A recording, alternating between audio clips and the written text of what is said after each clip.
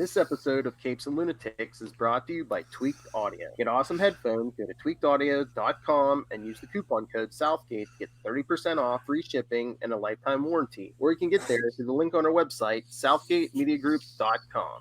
This is Guka Park, and you're listening to the Capes and Lunatics podcast. This is Brian Edward Hill, and you're listening to the Capes and Lunatics podcast. There's a thin line between heroism and madness. Here the line fades to nothing at all. This is a world of Capes and Lunatics. And nothing is off limits.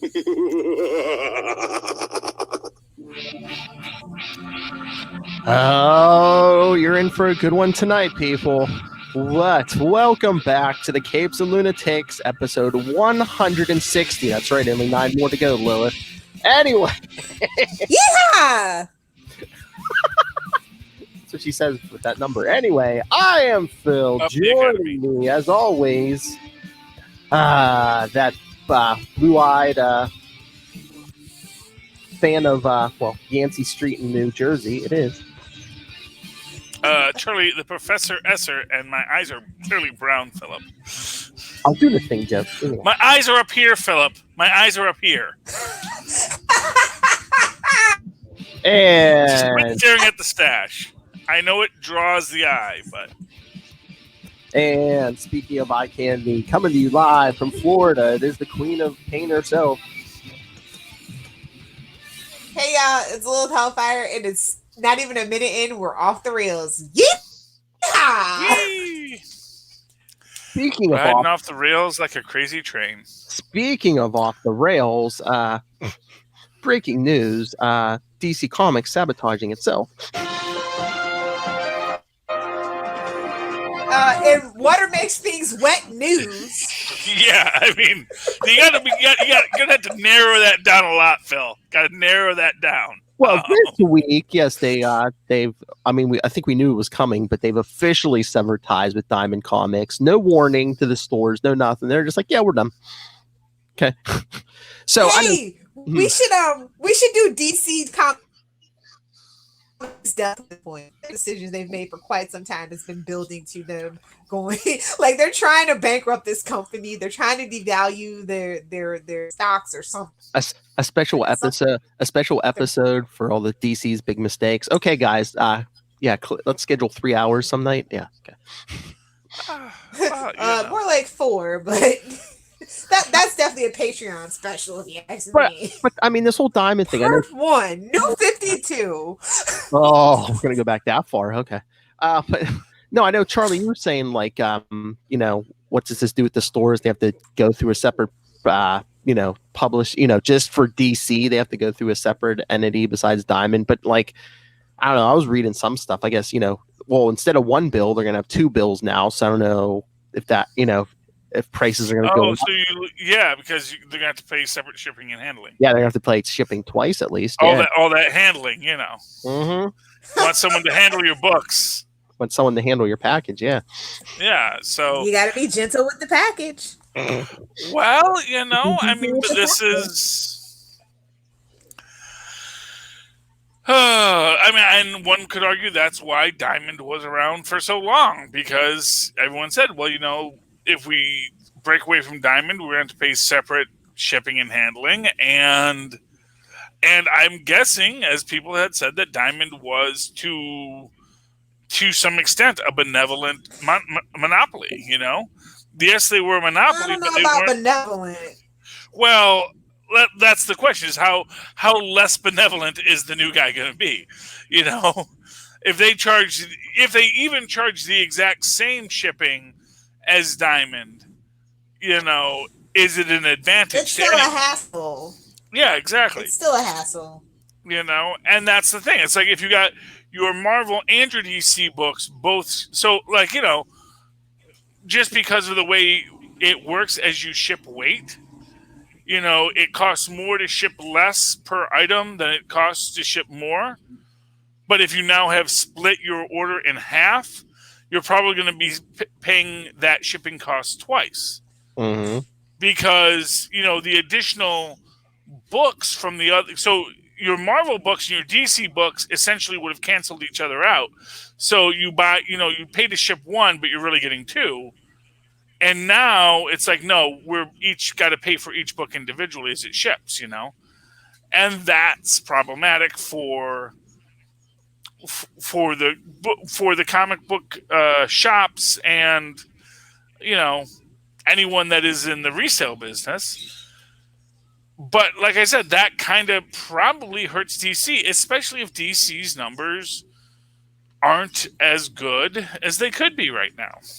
And two, I mean, it's like, say you can't afford to order everything. What are you going to do? You're going to order from everything else from Diamond, or just DC coming from the second person? What can I cut out? Well, I mean, that's the whole thing about DC, though, is that if you're actually still going to be a diehard DC fan after this, there's other places to buy your books besides your comic book shop. And that kind of sucks for the comic book shops. Well, that's what I was going to say. Is DC, if that ruffles somebody's feathers, is DC just saying, forget the comic book shops? That's what it feels like. Yeah, that's what it seems like.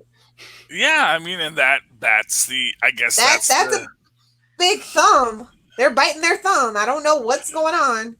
Well, I think, although, man, it's weird when you think about it, because if we all remember back from what Lilith told us in several episodes ago, that the whole reason Diamond stopped delivery was because DC was the one that wasn't going to make their deadline. Oh yeah, they couldn't get their books out of Canada. That's what my guy at the store was telling me. I guess they got a new printer now too in the US, so that doesn't happen again. But that means that basically DC caused the great comic implosion back in, what was that, February, March, something like that? March, April. Yeah. Caused that implosion that threw everybody's comics off kilter. Now, as the comics are coming back, DC's like, yeah, but we're not going to even do that anymore. And it's like, would have been nice if you just said, we'll get our comic books to you on next Thursday instead of screwing up everybody's schedules. There's no oversight at that company anymore. Something is rotten in Denmark. That's all I have to say about it. It's very obvious. It is getting to a critical mass point, and just have your bankrolls ready, people. We can buy DC in about a year and a half, guys. 18 months out. I'm going to be honest with you, Lilith. We're not going to be able to buy DC. I got to be honest with you. Fox will buy DC before we get. I don't know. Kickstart it. Disney will buy DC before we get the chance to. Lilith, do you actually think we could raise money to buy DC through a Kickstarter or something? No. Okay, so there's a actual movie studio that is kind of sort of crowdfunded by a whole bunch of quote unquote movie nerds or whatever, and that's kind of the thing. I feel like fans, if you're a true DC fan, we should all get together, get a company, save up, and buy DC from freaking AT&T. It is time. Yeah, it is time. Because just the timing of this too is just weird, because it's in the age of COVID, none of these stores are in great shape. So again, is this another sign? DC's yeah, we don't care about the stores. Alice, it's bucking tradition, and its comic books are nothing but built on tradition. What it is AT&T does and not loyalty. I'm gonna guess AT&T sees the value in superhero properties, not the value in superhero comic books. And that's the thing. You can't have one without the other. Well, they may not think they may think you can, or they're just hey, we got digital. Why do we need the paper? Well, but even tradition. I know. I agree with you. Collectability. I agree with you, but when suits get involved, it's hey, we could save money. We could charge the same amount for comics and just do it digitally and save all that. Just totally ruin everything. It ruin everything. The problem you live is, and you learn, and then you get loves. I think it's that question of, will there be a digital comics revolution? And here's what I'm going to tell you. This, I think, was the problem with DCU. Because I think DCU was supposed to be Netflix for your comics books. And I think it's called Comixology. Well, except you got to pay for it. Literally, no. Yeah. You get new you can get Comixology Unlimited, actually, just like Marvel Unlimited. So and the thing with DC Universe, it's you don't get new comics same day. Yeah. Yeah. And maybe that's what they're going to do. Is they're going to say we're going to do DCU, and it's going to be new comics same day, and then maybe they'll break off from Comixology, which is owned by Amazon. Well, if they wanted to do that, don't be breaking up all. Nobody can afford to opt out of the Amazon market right now. That's going to be the next. That's going to be the next big movement. Right now we have people. It's like Netflix was the place until everyone said, "Well, why don't we just have our own Netflix?" And then suddenly all of the licensed content on Netflix started to migrate over to other places. Now, fortunately, Netflix has its foot in a spot where they can build their own content. Honestly, Amazon's actually been doing that as well with their Amazon Comixology originals. So exactly. So I think that's the thing is I think that right now DC is looking at it as like, why are we paying Amazon, who is now going to be our competitor, to host our digital comics? Because nobody wants to use your terrible interface. Hello. God, that's brutal. I thought Marvel Unlimited was bad. I can't remember if it was Marvel or DC that actually invented the Comixology interface. Because Comixology didn't create that interface. That was created either by Marvel and I want to say it was Marvel's was the first to come up with the guided view digital interface that you get on Marvel and I assume Comixology and now everybody else. But yeah, it's that reality that it's AT&T is looking at it and saying, okay, we're paying all these people to handle our content when we can handle it all by ourselves in house. Clearly you can't. Well, I mean, maybe they can. That's the thing. It's like you look at HBO Max and them giving HBO Max pretty much away for free to everybody. You have HBO, now you have HBO Max. You have this, you have this. You have AT&T as a phone provider.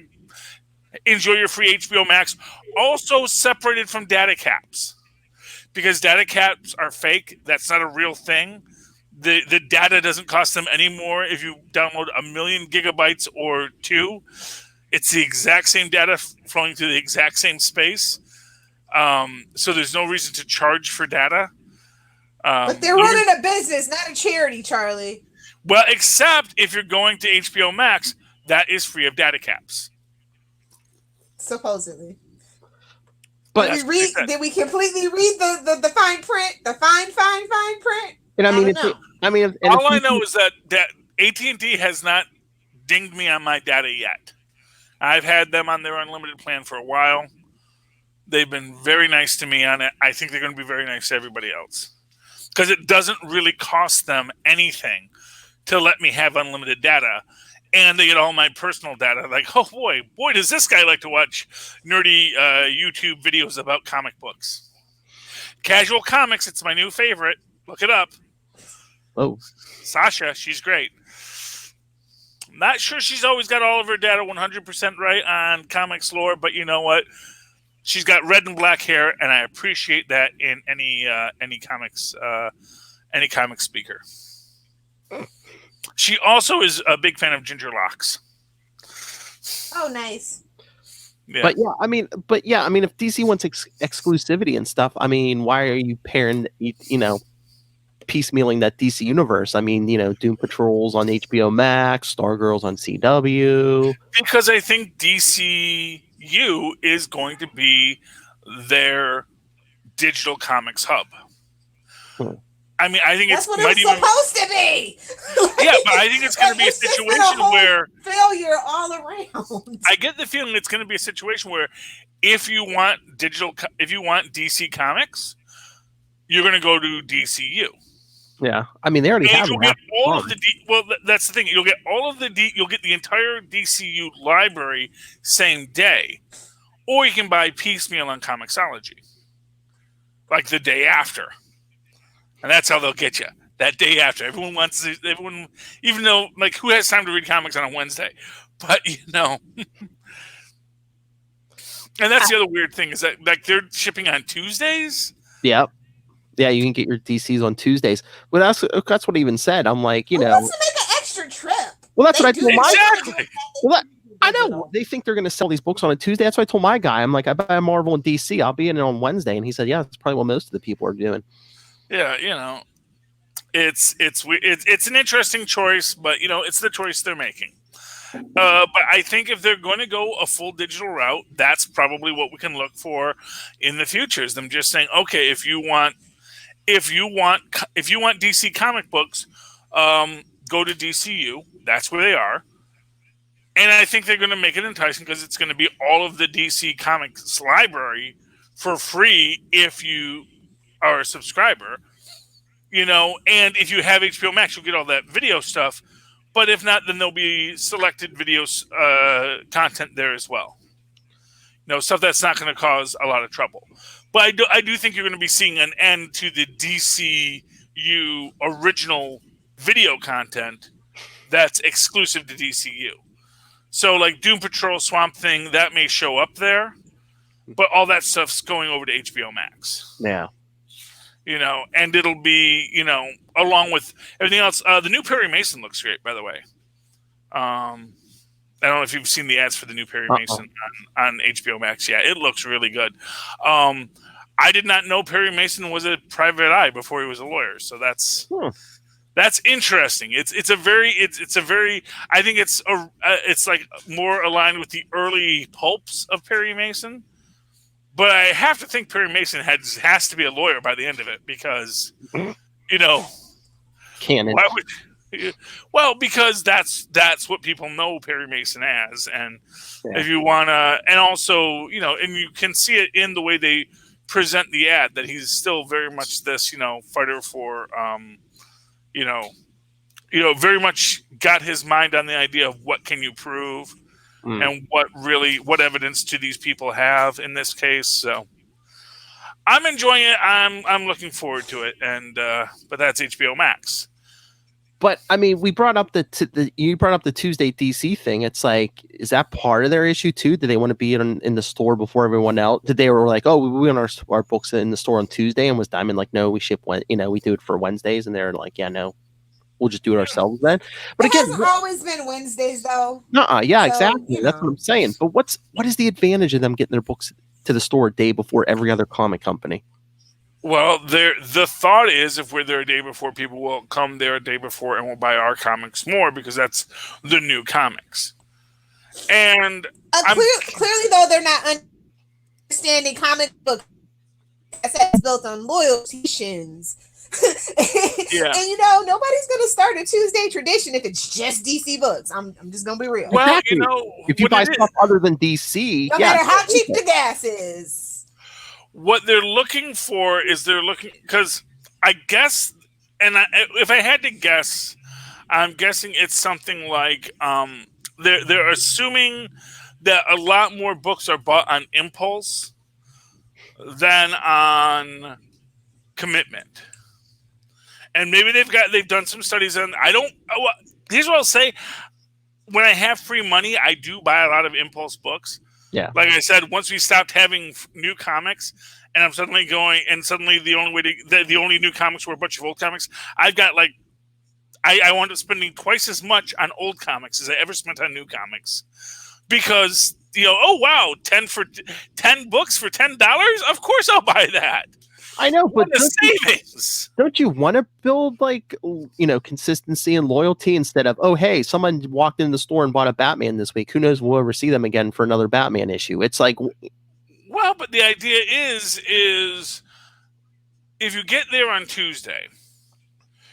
So basically, you get there on Tuesday. The only new comics will be DC comics. Yes. So when you go in there to buy whatever your DC comic is, suddenly you're going to say, oh, you know, I go in for my Batman. And it's like, oh, but look, here's Booster Gold. That's a cool cover. What's going on with Ambush Bug? Well, let's see his cover. And all these new covers up there on the wall that are new on Tuesday before they get there and get sullied by all those Marvel titles. I guess, but it's just like, you know, if you're buying stuff other than DC, are you going to make 2 trips? Probably not. They clearly don't understand the market. And if you're only... You know, okay. And if you're only DC, I'm you're going to say this way, guys. If you know anything about game consoles, Switch is cool, Nintendo's cool, But everybody, almost literally everybody that has a Switch has another like bigger name console. You know what I mean? Like a PlayStation or an Xbox. That's why a lot of game titles don't come to Switch, because that and Nintendo's like kind of weird about things. But yeah, DC is the okay.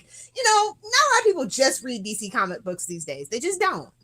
Yeah, I mean, so I don't think they understand their market. I won't say that is true or not, because clearly I don't read a lot of DC comics, so I can't say. I mean, this is from casual observance of being in a comic book store every week, and it's just like, yeah, but that's your comic book store is pretty big. Well, and I go to 2, 3. I think they've hurt the brand too, because think about it. You know, when you look at Marvel, it too. Yeah, Marvel's probably more popular than DC, and why? Probably if there any new fans coming in, it's probably because of the movies, TV shows. You know, they've hurt that brand with the movies. Nobody's coming in looking for that Superman book. No, because of the movies, that's for sure. No, and it's pretty sad. No one's coming in because of a Batman movie these days either. Yeah, well, that's because there aren't any Batman. Remember the days? Oh, we yearn for the Joel Shays now. Apparently, we yearn for it. That is sad. Yeah, it made its money back, you know. So, say what you will about Schumacher, he made his money back. Neon. All the merchandise at McDonald's, maybe.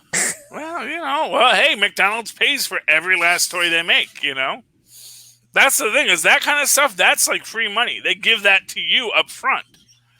You know, so you get all that free Batman money. And, you know, that's money for Warner's. And it doesn't matter if people don't like it. It's like, doesn't matter. We already sold the toys. Oh, my Lord. And they made like Happy Meal toys for like Batman Returns. Oh, my Lord. Well, you know, but that's the thing. And, you know, DC doesn't make their own toys. So when Kenner puts out a bunch of Batman toys because there's a new Batman film, every last toy that you buy out of a dollar bin 20 years later, Kenner paid full price for that toy. Yep. You know, Lucas got all that Star Wars money up front on the toys. You know, they could have not sold it all. They wound up selling very well. Mm-hmm. But that's irrelevant from the movie maker's perspective. It only hurts you in future things. But as it turns out, no matter how bad a film is, someone wants to sell a toy for it. It's weird. Yeah. You know. You know, Disney sold toys for those like Atlantis films. So third-party thing, you know, on eBay 15, 20 years later. Yeah. So it's a vicious cycle.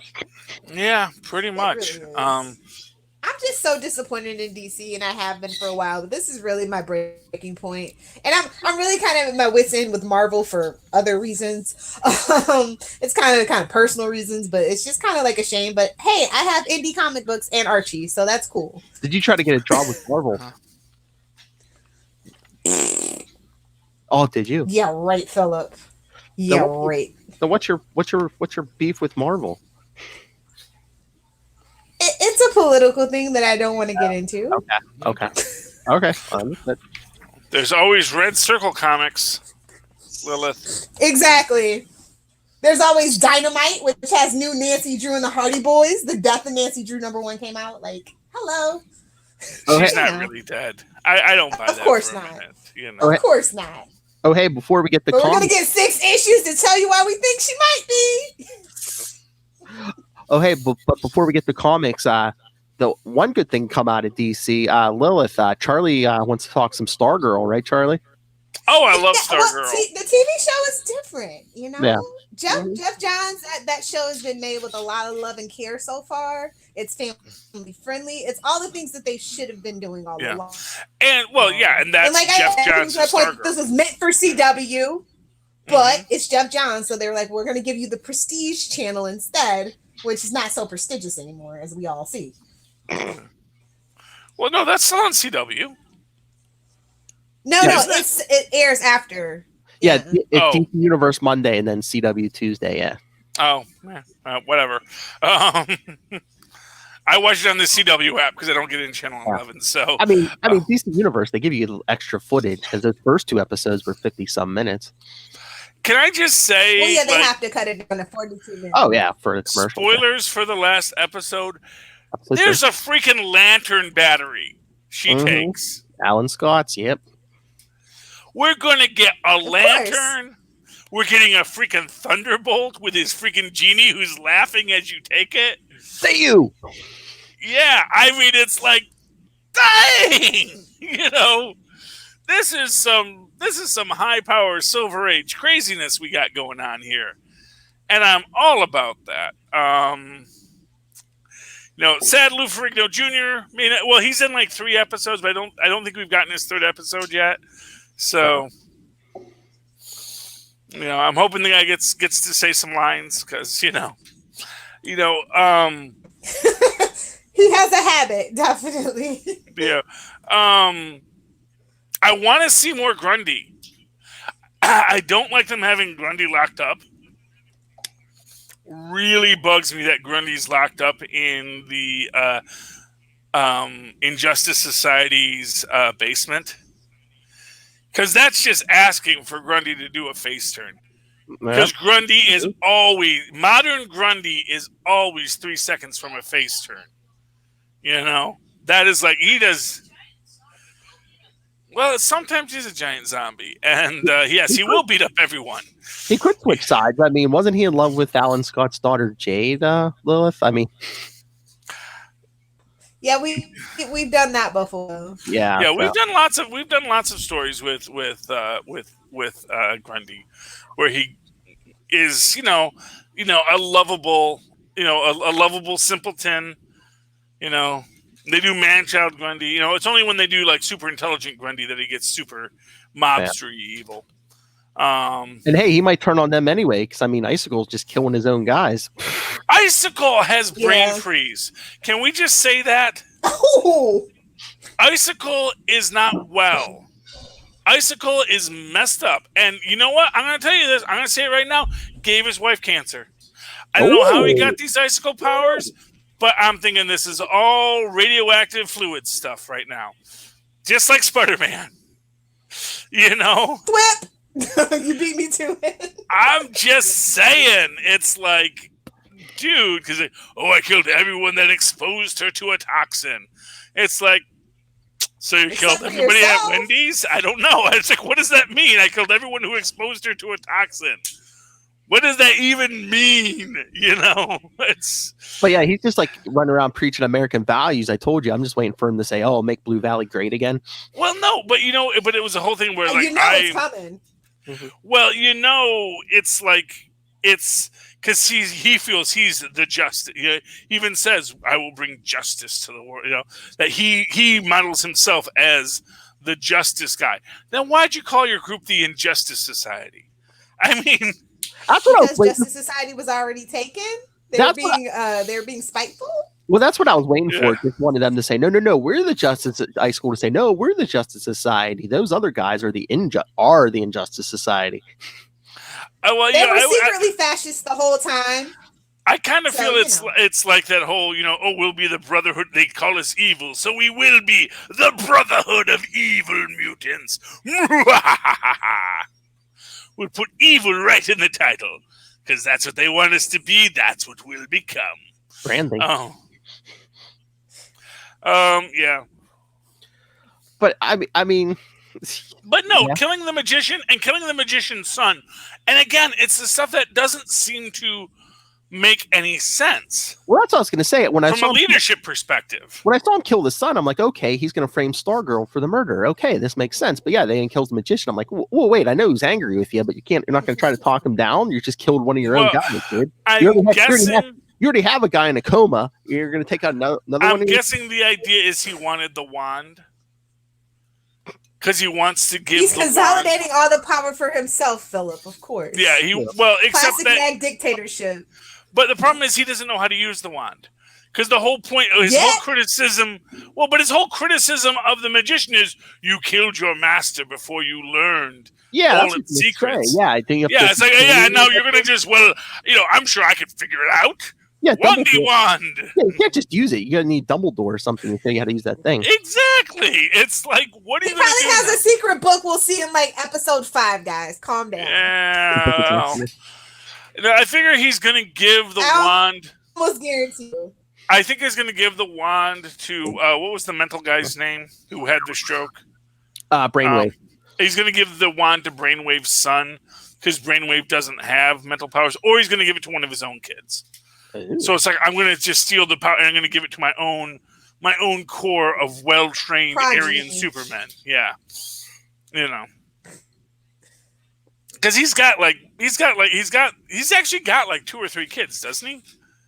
Like did he get like remarried or something? Because I thought there was a little girl at the table too. Or maybe he's pulling an Umbrella Academy. He's just adopting kids to. Pulling a Bruce Wayne. Oh, even worse. He's not going to eat the orphans though. Bruce Wayne only eats the ones that are slow. But if you're fast, you get to be a Robin. Just the ones that outlive their usefulness. Yes. No, I don't think Bruce Wayne eats any orphans. Damien? When's he getting eaten then? Well, he's not an orphan. His dad's alive. And No, Deathstroke. Deathstroke's his father. Yeah. Well, still, that's a father, you know. But here's what I'm going to say. Yeah, I don't know. Aside from Icicle, everything else about this show is great. It's a great show that has a really bad villain, and not like, oh, it's an evil villain. It's like, oh no, you're just bad at your job, villain. But you know, DC's known for bad at their job villains. You know. Look who's watching. See also the Riddler. We got a Facebook. Hey. We don't talk about the Riddler like that in this house.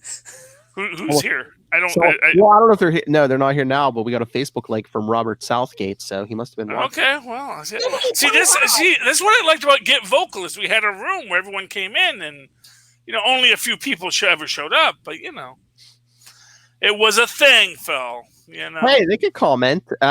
Before I couldn't see the Facebook comments. Now, if you comment on Facebook, I see it. Okay.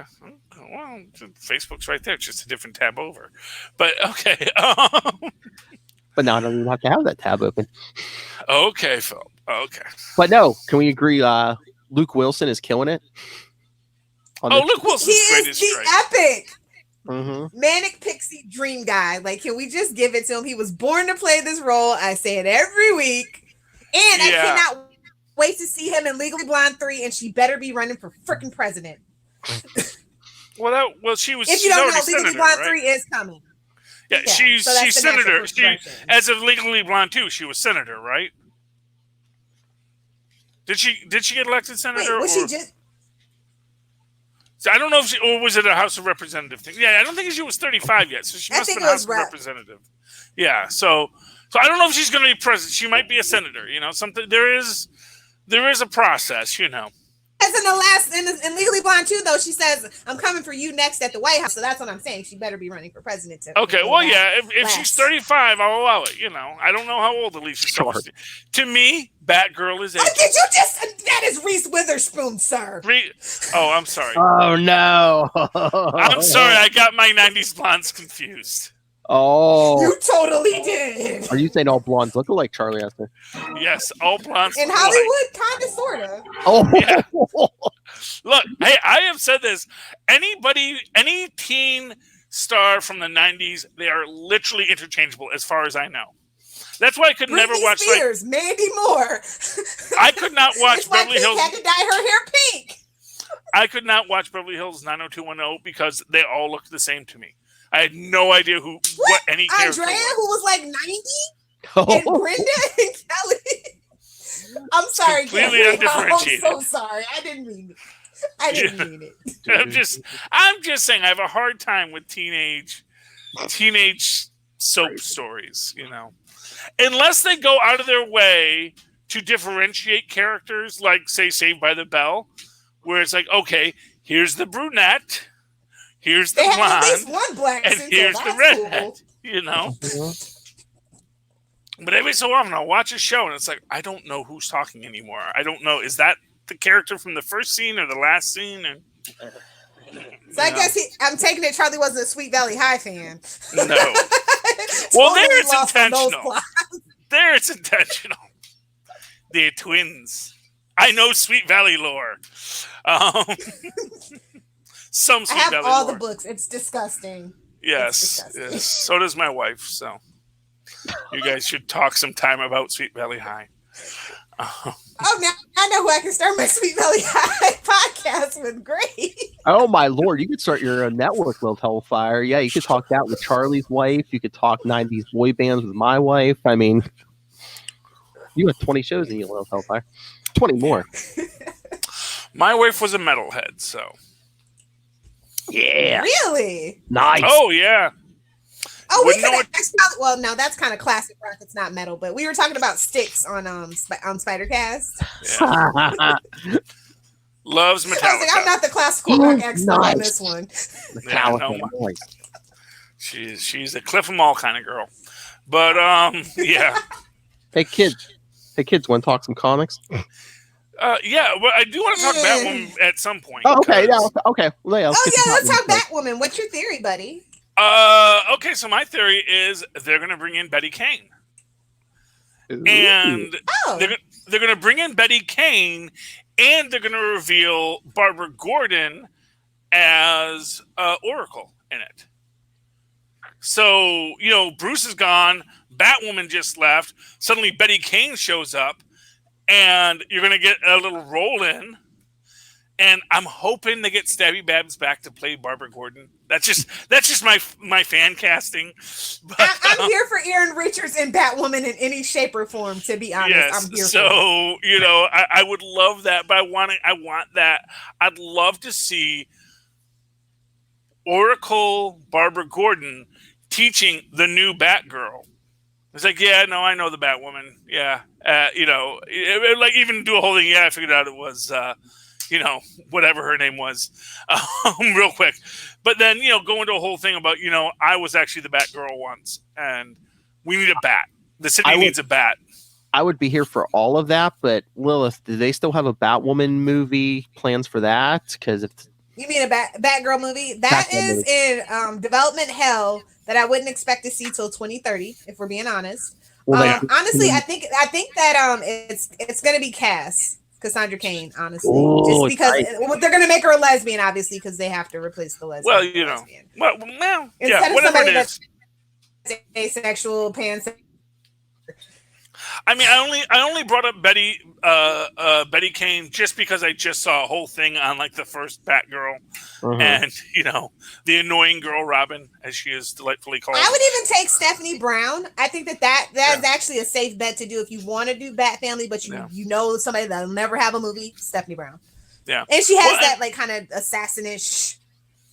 Yeah. Heritage. And along those lines, that's where that's sort of my thinking with a Betty Kane is it's a character that is separate, so separate from continuity that you can explore a completely new story with, and no one's going to be like, "Oh no, that's not what Betty Kane was like." But that's the Arrow. This is the thing about the Arrowverse is that nobody really talks about except for me probably is that women are interchangeable at best in that universe. Like they don't really care. But I'm just saying as an observation. And we got not a good version, but we did get a version of Cassandra Cain and Harley Quinn in the Birds of Prey. So I don't know if they too young, whatever. Yeah. And that I think they felt like that was a mistake. I heard a lot of people saying, "Why did you do that to Cass?" But yeah, if they would go that route, either Betty Kane or Stephanie Brown, I think would be probably the most likely choices. If we're getting Cavill and Superman movies, we can have more than one Cassandra Cain. I'm just saying. Because they're not making another Birds of Prey movie. What I think the selling point of it is a Barbara Gordon introduction. I think bringing a Barbara Gordon into the story as an oracle to train the new Batwoman, that's going to be their hook for next season. Because They need to do something because I mean, Kate Kane had all these personal connections with all these characters, and now all of a sudden you're going to bring in a stranger who has like no personal connection to any of these people. It's going to be a hard soft reboot. That's all I'm going to say. Yeah, because a lot of people weren't feeling a lot of those things, especially with the Hush thing. I thought it was okay, but a lot of people hated it apparently. So yeah, I mean, I had a lot of time to sit and stew and read social media, which is never good for a writer's room. Well, that's what's the other thing with Hush though? It's like the reason he works as a character because his personal connection with Bruce Wayne. I mean, he was his childhood friend, and then he like grabs his face. They did the whole thing for the season cliffhanger. Spoilers, yes, Hush got Bruce Wayne's face, but it's like we haven't even got Bruce Wayne in this show. Does anyone care? You know?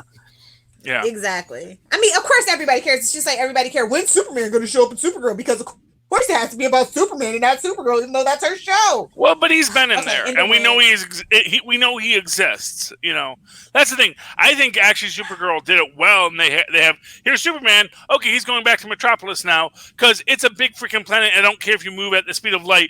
You know, so do laser beams. You know, there's lots of laser beams. There's lots of laser beams pointed at this planet constantly. That's why we need a Flash, a Green Lantern, and a Superman, because this planet wouldn't last 5 minutes if we didn't have 8 God-level characters on it. And Flash is faster than Superman. Fight me, nerd. Yeah, sure, why not? Oh, by the way, why has there never been like an Across the Flashiverse thing?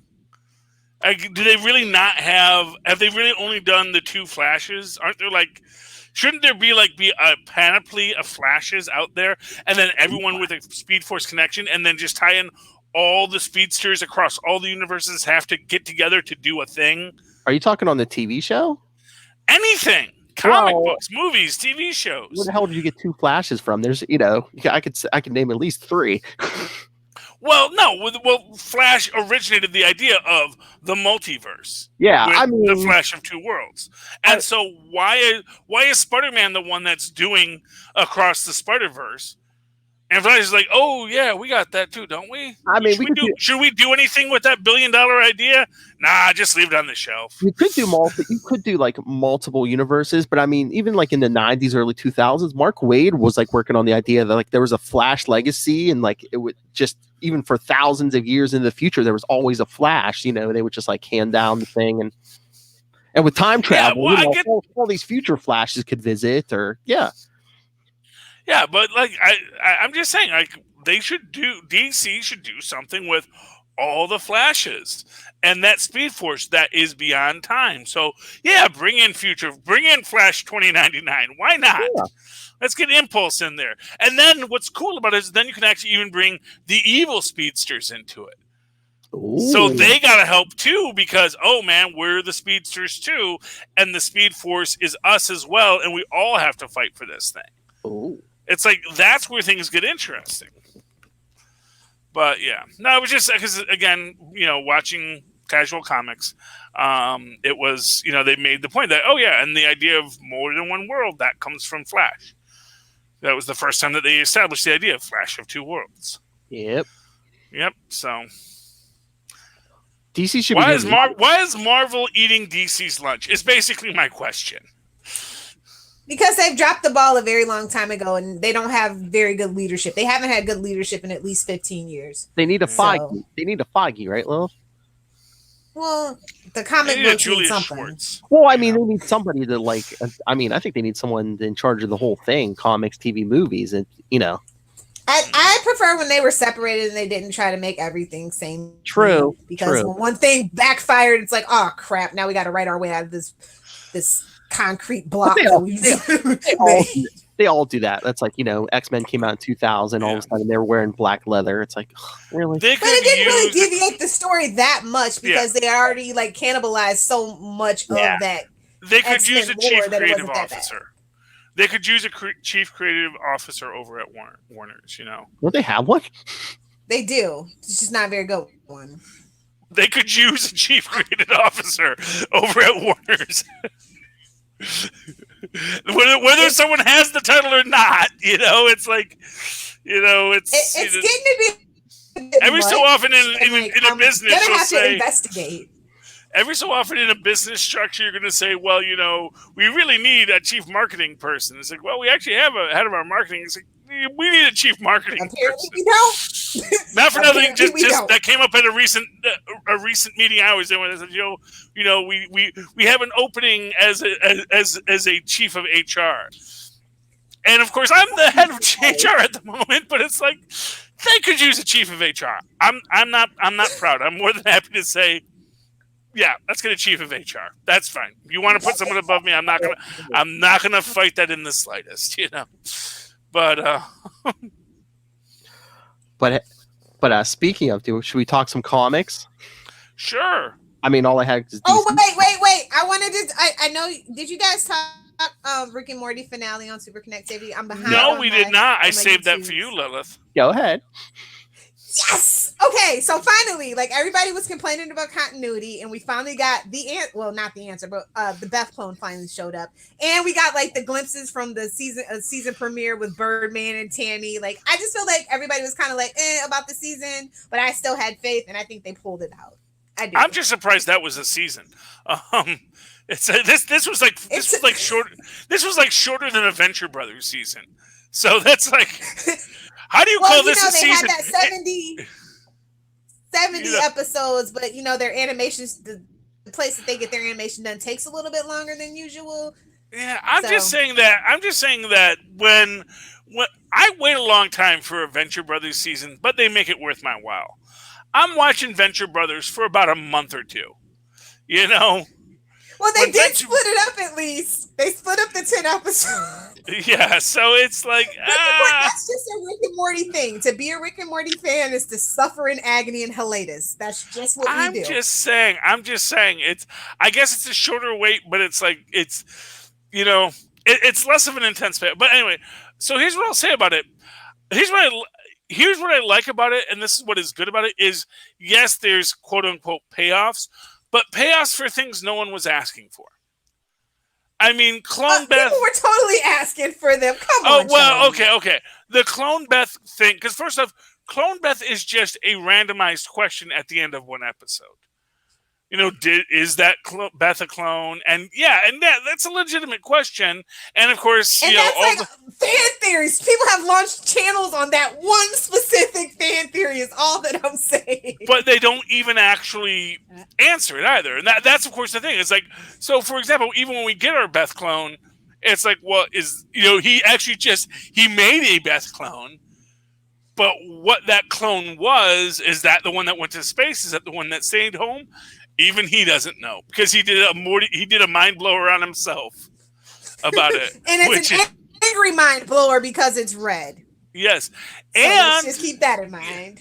It's not even his real Beth, So who cares? Well, and that's a third aspect of it. Like, none of these, which again feeds into that idea, is that even his Morty, It's not. Because we know that's probably not our Jerry. That was probably a Jerry that just got switched because they lost their ticket. When we saw all the Jerrys, except for like the successful one that didn't get married to Beth, they're all pretty much the same. Is the point of that anyway? Yeah, well, that's the one that. Oh, and the Cronenberg Jerry, who actually got to be alpha male. Okay, there's like two Jerrys that are okay. Yeah, well, but that's the thing about this season. This has been a Jerry centric season. Jerry keeps on getting moments where, for all of his incompetence, he gets to prove himself as a quote unquote man. He gets to. I'm happy for Jerry. I like Jerry. I feel like Rick and Jerry need to have at least I love the side plot with the cat, the talking cat. I just want a little more of him and Rick just being like just the unlikely pair doing an adventure. Well, I get the feeling, that's the thing, is I get the feeling that that's what they're building towards, is a Jerry and Rick story. His brainwaves could definitely disguise Rick. Yeah, I mean, if nothing else. Well, anymore. But that's the thing. The idea is that really, if you think about it, that passive aggressive relationship, that toxic symbiosis that he and Beth have, Rick could totally be in that. Easily. Jerry is such an approval junkie that yes, I could absolutely see. Let's make an app. Let's make an app. Don't make the app. It says that's why they put it on his forehead. Do not make his app. Oh God. I thought, like I said, I thought this season definitely is. I think that they had to do this to bring Rick down a peg just because of just that everybody's trying to make Rick like, you know, the guy, and it's just like you're missing the point. Yeah. Starter pack, you know. So I really feel like they did feel like they had to take Rick down a whole lot to kind of like just so they don't end up like Game of Thrones. Like the hype is so real for this show that it could scare a lot of creators into wanting to do all this fan service, and I feel like they just did what they wanted to do to let the fans know that they're in charge and not the fans, and I kind of appreciate that. And that's the thing. It's like I think that Clone Beth ranks below Eye Patch Morty and what people are like desperate to see. Evil Morty. You know, I could use another trip to the Citadel. Not gonna lie. Gonna lie. But you know, within that entire concept, and that's sort of that idea when you say it's not even his Beth. We don't even know if this is our Rick. Ooh. You know, every episode that's like one of those other theories. Like, how do we know we're actually following the same Rick and Morty? Because we don't see Mr. Poopy Butthole. That's how we know. Poor Phil. You know, but it's just this idea. It's like any of these Ricks and any of these Mortys could be any other Rick and any other Morty, and they're all always, you know, except for the ones that live at the Citadel, which is one of those weird things. Like, why would you live at the Citadel?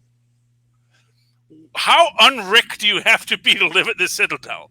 And there's like infinite Ricks out there having adventures who don't live at the Citadel. And yet the Citadel is still supported. Why does a Rick choose to live at the Citadel? I don't.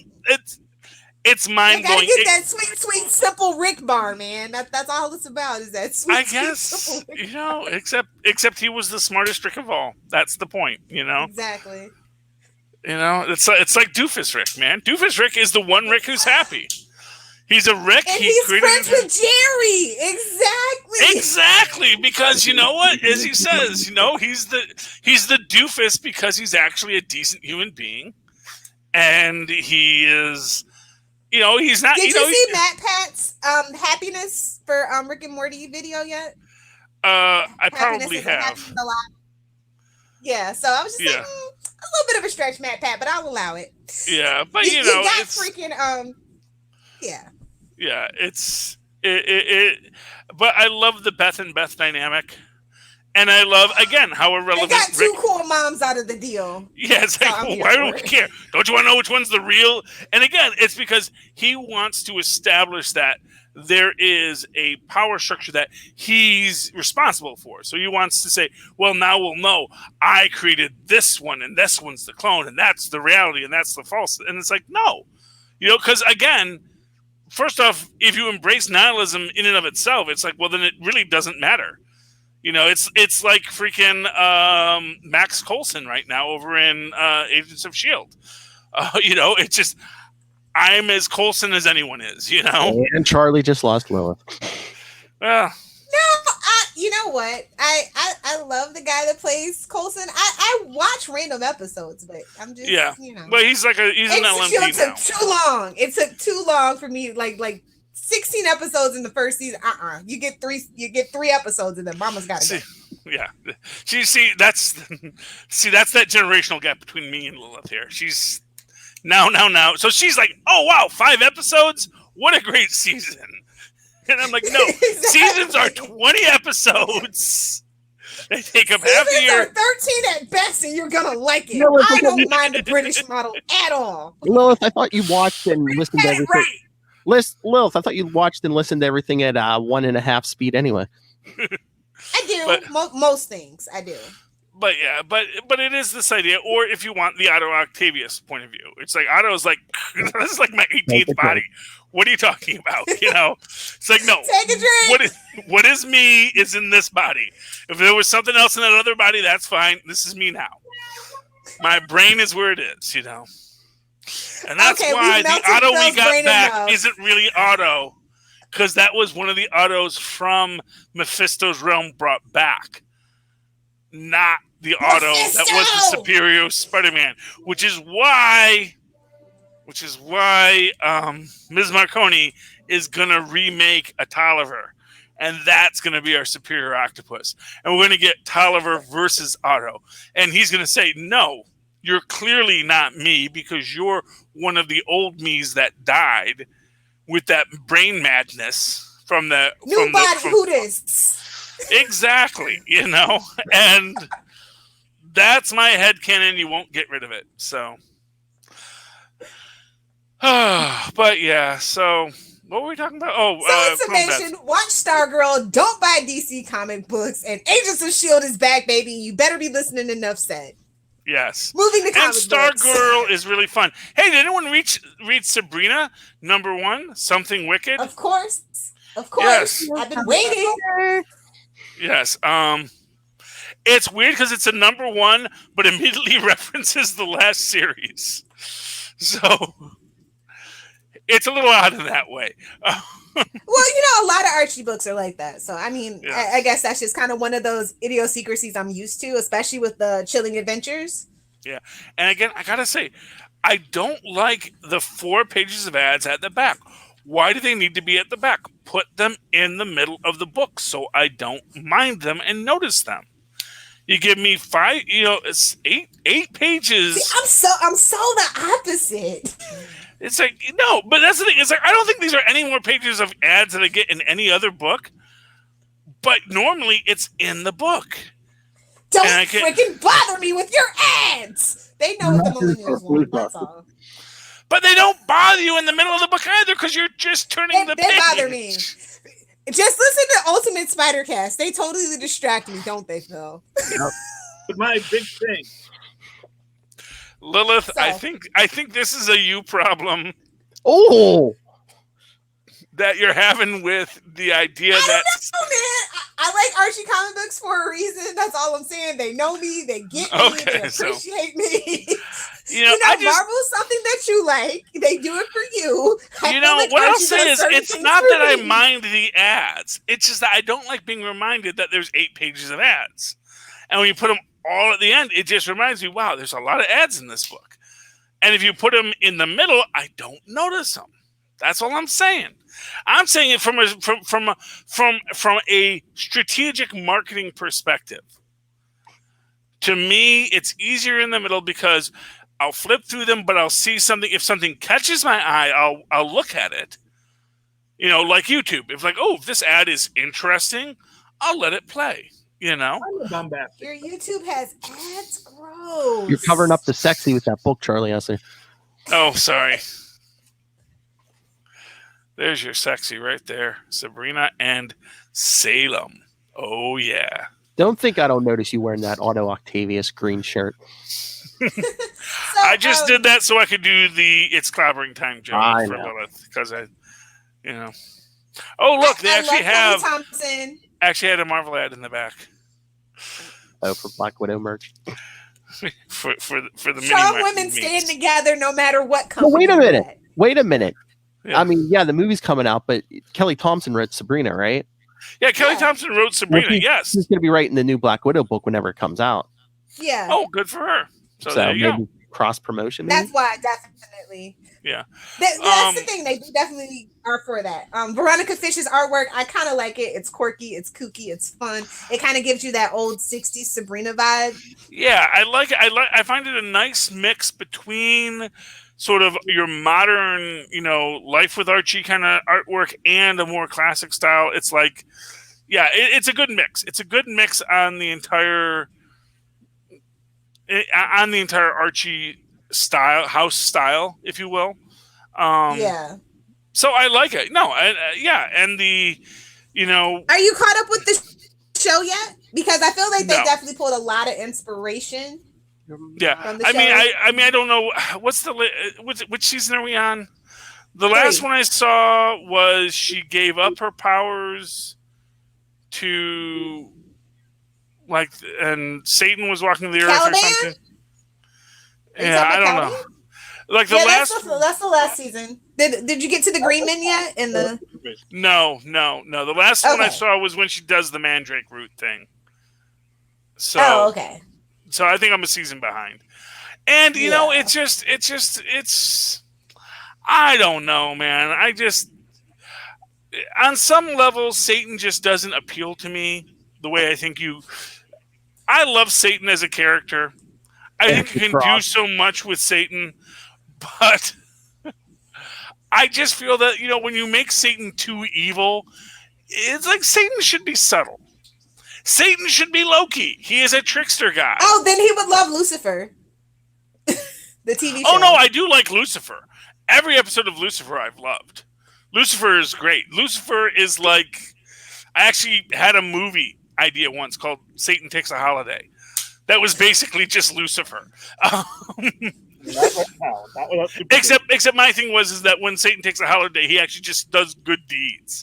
Just goes really like saves churches, and you know. But punishing the guilty is a good deed. Damn it. Yeah, well, that too. I mean, no argument there. But no, I do love Lucifer. Lucifer is a really good show. I do like it. I just don't get around to watching it as much as I should. No, I just felt that like and I get what they're doing about, especially with Lilith, and I love the character of Lilith in the Sabrina series, you know, and the idea that Madam Satan. Yeah, just the idea of, you know, when she tells, you know, Sabrina, look, he's a man, and they're never going to let a woman have power. And that is just like, and to me, that is like, ow, that is, see, if I was the Church of Satan, that's what I'd be objecting to. I get it. You know, not some statue they happen to do, but the fact that they're basically saying, oh yeah, Satan also total toxic misogynist, you know. Well, obviously. Just so you know. So yeah. Honestly, yeah. Church of Satan, they're just, I can't with some people. And the Church of Satan is one of the groups of people. Nothing against them as people, but it's just like, you know, at a certain point, I'm like, okay, yeah, I get it. You like to cosplay; it's fun. You know, at least, you know, just if you want to make a fake religion, at least like cloak it in some legitimacy. Yeah. You know, it's like the flying spaghetti monster people. Those guys, the Pastafarians, I have nothing but pure respect for as a religion. The Satanists, I'm like, you know, I guess your daddy didn't love you. I'm sorry. You know, that's all I can say is as apparently Church of Satan at Charlie Hesser. Yeah, go ahead. Church of Satan, the Temple of Satan. Whichever one it is, whichever one of these groups that are calling themselves the group of Satan, the Satanists, you know, it's like, yes, I get it. Daddy should have hugged you more or not quite so much, just not the exact right amount is what happened. So, you know. I don't know. I know Phil's not into Archie, but I think Kelly Thompson, her writing definitely like just, I don't know. It just does it for her no matter who she's writing for. No, and she sells it in this, and I get her, and I love the big twist at the end, where she casts the spell to find who cast the spell on the people who are turning into Wendigos, and yeah, what's a teen witch to do? What is a teen witch to do? Because that's the thing. It's like, oh, okay, things are, and what I find fascinating in this idea is that clearly there's a whole plot line where the ants have been hiding a lot of witch lore from Sabrina as I'm coming into this, because she doesn't know how to do savoir-faire. And they give the gag answer that it's because Hilda is not very good at it and so doesn't like to play the game. But that's no reason for Sabrina not to learn it. That's a reason for Hilda not to play it. That's not a reason for Sabrina not to learn it. So I get the feeling there's a lot that's been hidden from Sabrina, and that's what's going to be revealed as we go on. And I did really enjoy it. I believe this is on my pull list now, so it will be in my list every month. Phil, you're gonna have to get on this Archie bandwagon. Get ready for the Riverdale memes. Trust me, get ready. You want to talk about Sterling Steel? Why not? Some of my favorite. Red Sterling. Man, I am. This is a book from the 1980s. Because this, and I'm realizing that, okay, so this was, I guess, a big relaunch of the Red Circle, like, line of Archie superheroes.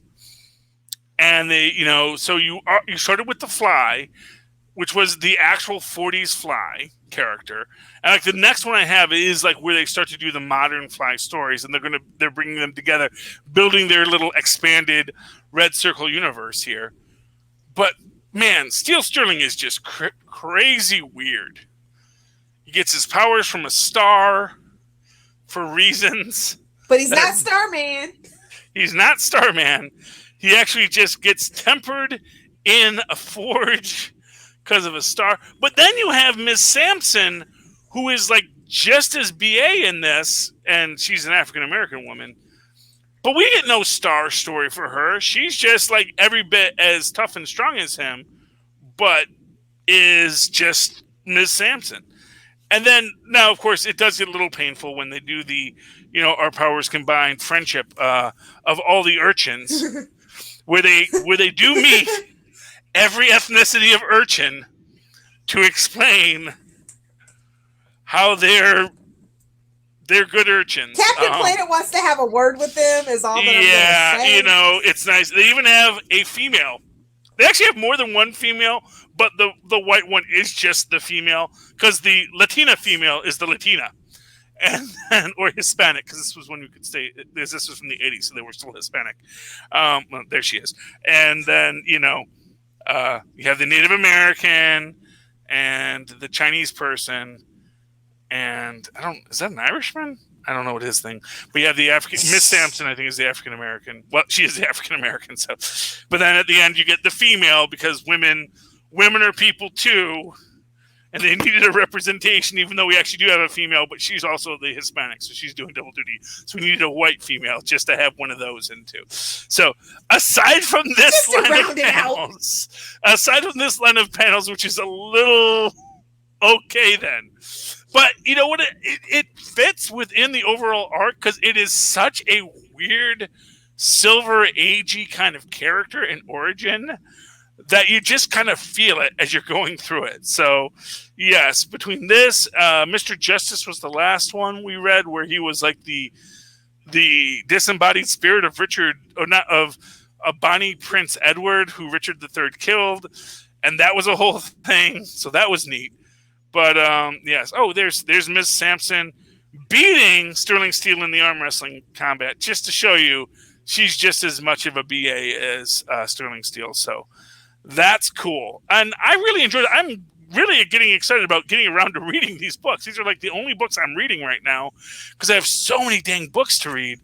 But here we go. This is like the first new Fly story. This is the next one we're reading. The first new Fly story in 40 years, and we see that Sterling Steel's on the cover, so we're guessing, there's a female Fly too, so we're guessing that this is where we're going to get the expanded universe connecting of the Red Circle universe. And I'm really down for Red Circle, or I'm sorry, Blue Ribbon now, because it's like they were blue. It's not like Marvel was Atlas and it was timely, then it was Atlas and it was Marvel, so they were like Red Circle and Blue Ribbon. And like by the 6th book, they're officially Archie books. They're branded as Archie books, but are of their superhero line. So I'm very excited about all of the Blue Ribbon, Red Circle Archie comics that I'm reading right now. So off to you, Phil. Glad to have you aboard, sir. I'm waiting for Archie. You got to get on this Archie train. I'm sorry, you have to. I guess, yeah. I really want Archie to relaunch. I want a Mighty Crusaders. Just one book. Just give me a Mighty Crusaders. I mean, right now, if you ask them, they might take it into suggestion. Honestly, they're pretty open like that. I mean, I get just a couple might, people on that bandwagon, Charlie. I'm kind of feeling like, what? I think this is the time for Archie to really dip their toe back into the superhero genre, because they're not bad books. That's the thing. It's like, as much as I want to be silly about Sterling Steel, I'm gonna say these aren't bad books. They aren't. I mean, I know the one Honestly, I think they should launch their animated studio with like their backlog. Oh, and that would be honestly. Kind of since Hanna-Barbera's kind of dipped off with that whole. I don't think Scoob did for them what they thought. It pissed a lot of people off because they're like, we came for a Scooby-Doo movie, not like some expanded universe Hanna-Barbera thing. Yeah, I haven't seen it yet, so I can't say. But because honestly, when it comes to Scooby-Doo, I just wait for it to come on broadcast. I don't blame you. You know, but I was excited about it because I was hoping for like a pup named Scooby-Doo kind of vibe. It's kind of like what they teased, and it just never trust the trailer. No, you cannot. Which is actually why I think Artemis Fowl is going to be better than people think. Because they've recut trailers for it that have Artemis Fowl being much darker. The more recent trailers you see, as it should be. Well, yeah, and I get the feeling like the first trailer was sort of the Disney trailer for what is going to be a proper Artemis Fowl movie, but they cut a Disney trailer to get people interested who weren't already Artemis Fowl fans. Mm-hmm. And I think by the time you get into it, you're going to see, and there may have been more efforts to make it a little more Disney-fied, but I think that this is sort of their Sonic the Hedgehog, where I think the fan backlash from that first trailer says, okay, yeah, put in all the dark stuff back. Have Kenneth put all the dark stuff back in. You know, we were debating doing it a lighter version, you know, because I think Kenneth shot all the dark stuff.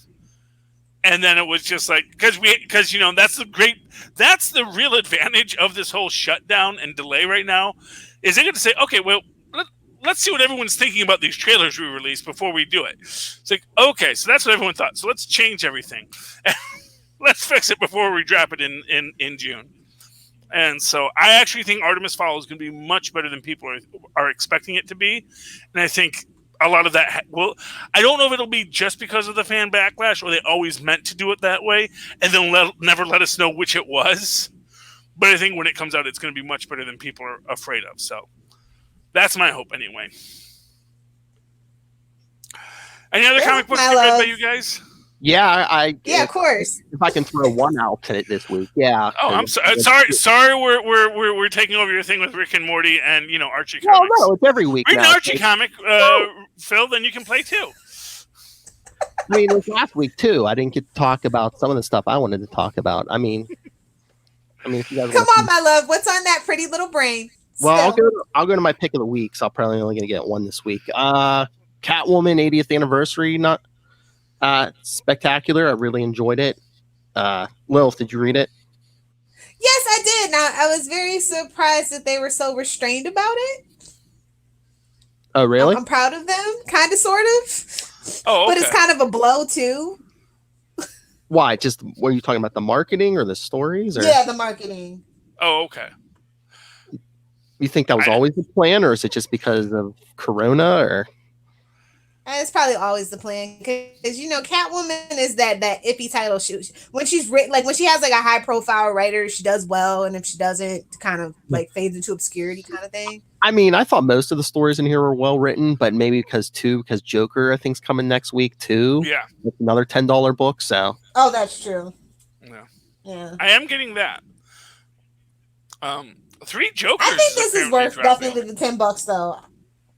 Oh yeah, this was good. This was worth the money. Mm-hmm. I love the artwork. I love the different takes. Of course, Paul Dini and Tom King stand out above everybody else, if you ask me. Oh yeah. But yeah, just the environmentalist and Selena, the thief. And then we get that Tom King story. Yeah. Basically, what I love that they showed her all her sides, how like what well-rounded character she is. I really do appreciate that. So. Oh, I know. They even do the 66 version of her too. Well, you kind of have to at that point. That's Lee Merriweather. She's basically fighting aliens. Okay. It's like Batman's out of town. It's basically her to defend Gotham City against aliens. Okay. But yeah, I don't like when they try to make 66 Catwoman too heroic. That wasn't her arc. No. Unless she says, you can't steal stuff from Gotham, I'm here to steal stuff from Gotham. Oh yeah, it's basically like you can't steal the earth, Oh, okay. From under me. But then she should have all of the 66 villains with her, Should be united underworld, you know. Yeah. I mean, basically, it's a Catwoman. Well, it's a Catwoman centric show. Okay, I get it. I'm just Lilith, what did you think of the BatCon thing? I'll allow it, but it was teetering on the edge of pissing me off. I'm not gonna lie. It was weird, but yeah, I mean, it was the whole Dr. Destiny thing, so I was like, okay, I'll allow it. Yeah, exactly. But no, I mean, just that Tom King story. I mean, that was the whole, kind of like, showing her getting pregnant, and they were like, her trying to still be. That's Catwoman. the crown jewel of the whole book. I totally agree. Like, Really? I was like, oh, you care. Thank you, Tom. It really was DC's fault. Okay, I believe you now. So I wonder if Hashtag never forget. Is that like a basis for what we're going to get eventually, whenever, with Batman and Catwoman series? Yeah, because continuity doesn't matter anymore, so they can totally do it and still then like three issues later be like, no, that was something else. So I think it's like gonna be like 12 issues. So I wonder if they're just gonna flesh out that story, Well, didn't they already do Batman and Catwoman on Earth 2 or Earth 1? Like, oh yeah, a long time. Yeah. Yeah, I mean, they've never been really together focused on it though. You know what I mean? Like, isn't Huntress their kid from one of those worlds? Yeah. Yeah. The best Huntress. Yeah, Fight really. okay. I don't know why you had to have a different Huntress. Just have her be from another universe. That's fine. Well, they did the other one in the 80s when they got rid of all the supposedly got rid of all the alternate Earths in Crisis on Infinite Earths. So they're like, okay, well, we can't have an Earth 2 Huntress because there's no Earth 2 anymore. For now. Yeah, that was short-sighted of them. Just let it be an infinite multiverse. No one minds an infinite multiverse. That's they gotta consolidate so we can focus on killing Superman and breaking Batman's back for books and shock and awe. Yeah, well, it was like late 80s. They're like, do that though. But they're like, it's not with another Earth where it doesn't matter if that Superman's dead. I think that was really the long-term goal of that whole thing. They're like, it was late 80s. They're like, it's too complicated, multiple Earths, and super girls and Batgirls. We get rid of it's only complicated if you just constantly are going there, Barry Allen. And it's like, in general, it's like, yeah, it just doesn't affect you. It's like, lightning bolts fired. I'm just saying. Look, Barry Allen, he causes trouble. We know that about Barry. Barry's going back in time. He's jumping into other universes.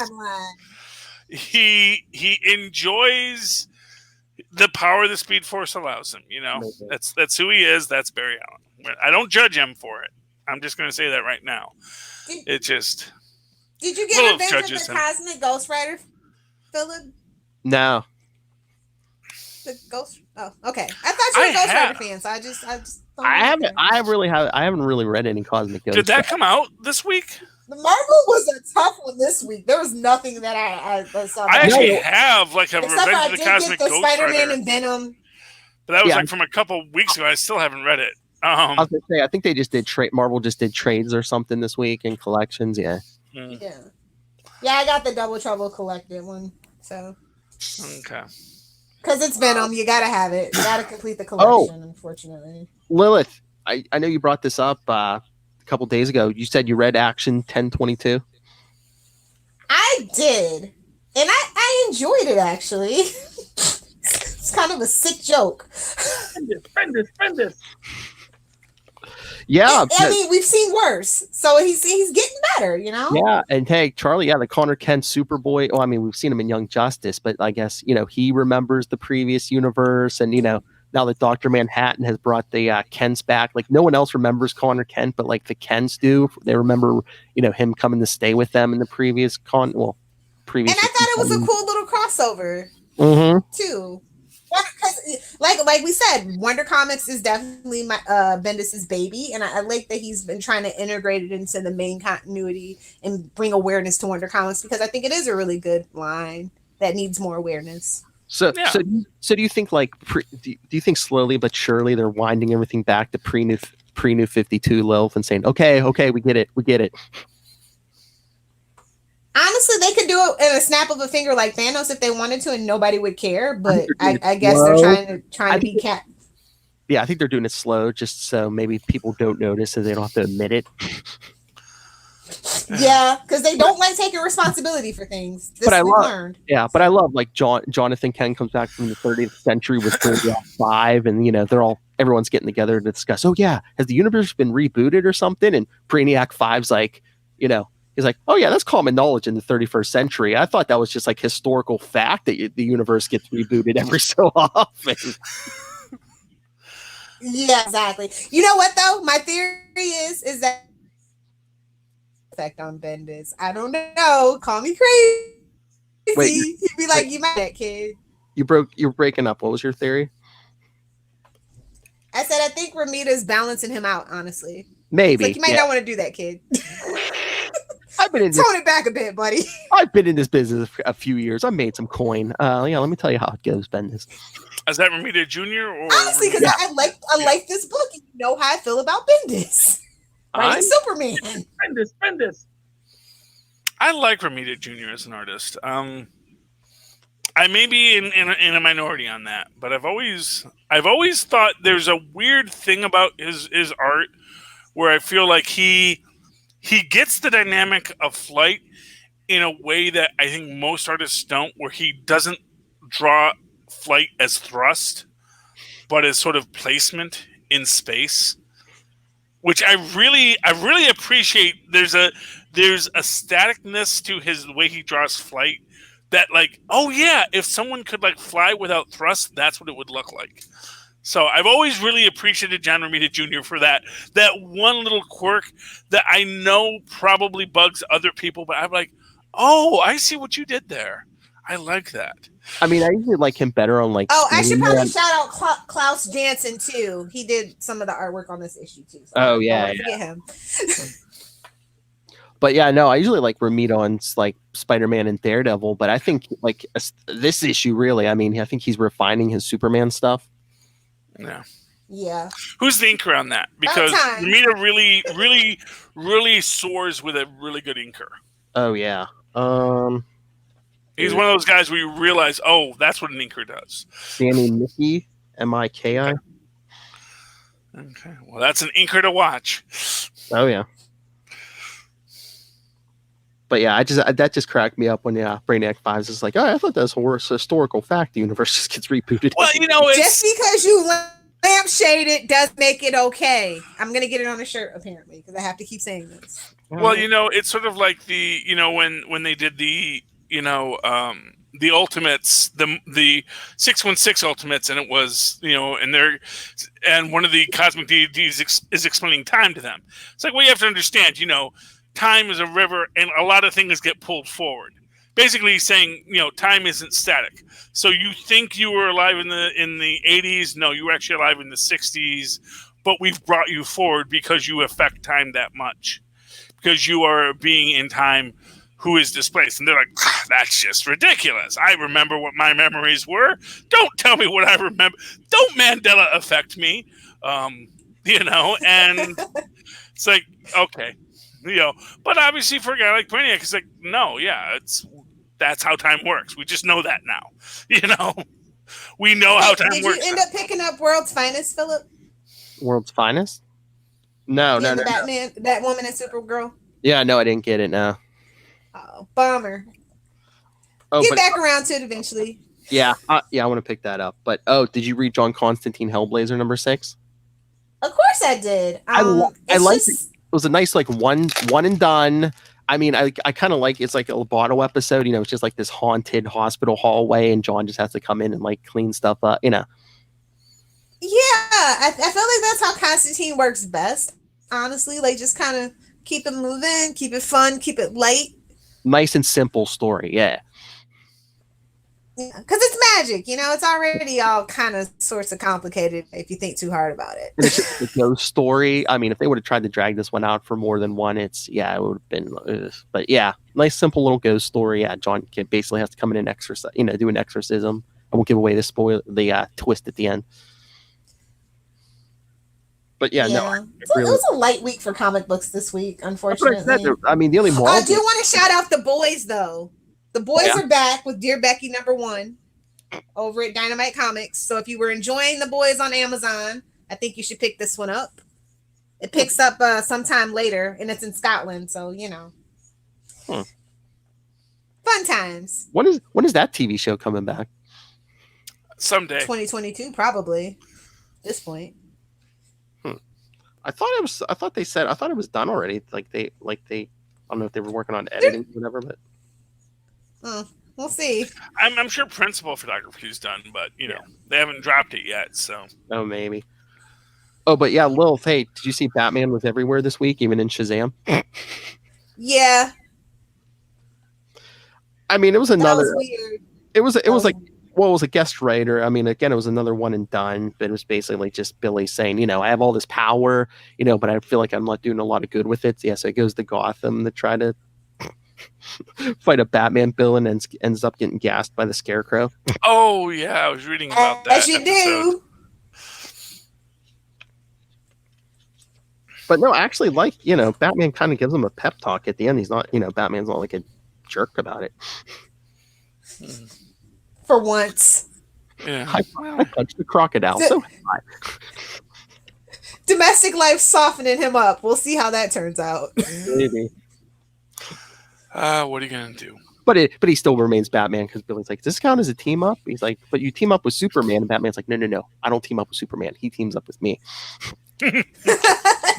I mean, at this point, he's totally right. So, I mean, I got 8 DC books this week, and I think was it 5 or 6 Batman's in them in some shape or form. I mean, he even showed up for at least a page or two in that Action comic. Eat your hat out, Peter Parker.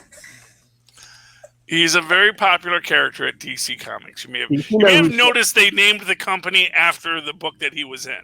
So Detective Comics. I mean, Superman used to have more influence every time. Superman used to have more influence over there, but they know who's buttering their bread these days. Well, they're not letting Bendis write Batman. Is all that I'm saying. As a matter of fact, none of his Wonder Comics touch on anything to do with the Bat stuff. So just think about that, guys. Well, the one thing, Tim Drake, he made, remember Drake? That wasn't a fever dream that we all collectively dreamed. Are we sure? What, the Tim Drake? I choose not to recognize that. What, Tim Drake's code name is now his last name, and his suit looks like a UPS truck? Yeah, no, that's real. Yeah. Unfortunately, actually, you know what? But doesn't that on its own level? On its own level, doesn't that make sense? Like the entire idea of a secret identity is kind of stupid. So it's like, I'm Tim Drake. Yes, I'm the Drake. So I'm going to punch you in the face because I can know how to punch people. If that was where they were going, okay, but he hasn't revealed his identity, Charlie. That's the thing. Oh, okay. I just thought that was like a subtle way to... No, so he's just being called the Drake?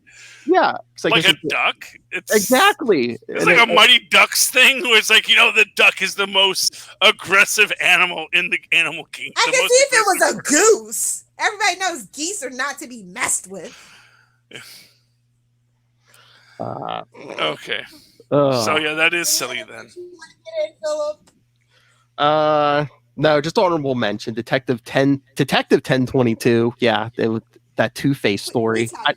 I know you said you weren't that thrilled with it, but I mean, again, Two-Face was having Joker has to ruin everything. Well, Two-Face was having memory problems, and it turns out his strings have been being pulled by the Joker because Joker War is coming. Every Bat book's going to be doing Joker for pretty soon here. So, well, did you get the solicit for the 3 Jokers, like $6.99 books? I know it's coming. I don't even know where in continuity that's going to take place because they've been working on that for what, like 4 years now. Yeah, I just know that my comic guy posted it to the Facebook feed. It was like, hey, look, continuity a thing. Let me know if you want to get the $6.99 3 Jokers, 1 of 3. Yeah. 3-issue, prestige format books. So, but yeah, that's a whole separate thing. Yeah, because Joker War is going to be running through every Bat book. Even Nightwing, who has partial amnesia right now, and it's still going through that. I'm just like, what? Don't call him Rick. That's right. See, that makes me wonder: is it worth to buy the 3 Jokers book then? Is I it mean, like going If to you be don't like non? what's going on with Joker right now, 3 Jokers would be your best bet. That's kind of how those. I mean, I prestige don't even format know. I mean, books I'm kinda go. getting the 80th anniversary issue next week Yeah. because Tristan loves the Joker. So I mean, all these 80th anniversaries have been short stories. So if you want like a self-contained thing, yeah, that 80th anniversary thing works. And I guess that, again, I don't know what they're going to be doing with this Joker war because I mean, they've been working on it since what, at least 2016, Lil? But what's the war? That's like what it. It's like the war of jokes and riddles. I know, like, trust me. Coming for all the bad people because for somehow he's discovered like everyone's identity. It looks like He's been knowing since Jason Todd, obviously. Well, yeah, I mean, it's not that hard. There's a small group of people who all live at Wayne Manor. Or that Nightfall issue, Lilith, we covered a couple weeks ago when Scarecrow gasses Batman and he just starts beating on the Joker, screaming, "Jason Todd, Jason Todd, Jason Todd." Exactly. He's been knowing, guys. Yeah. It's his buddy. It's his thing. It's what they do. One cannot exist without the other. Joker did not even want to know who Batman was, but Batman keeps throwing it in his face. He wants him to come and get it. You know what I'm saying? You know what I'm saying? I don't know, man. The entire rogues gallery of Gotham is just. But I think that I honestly believe the reason why none of the other superheroes go there is because they just don't even want to deal with that nonsense.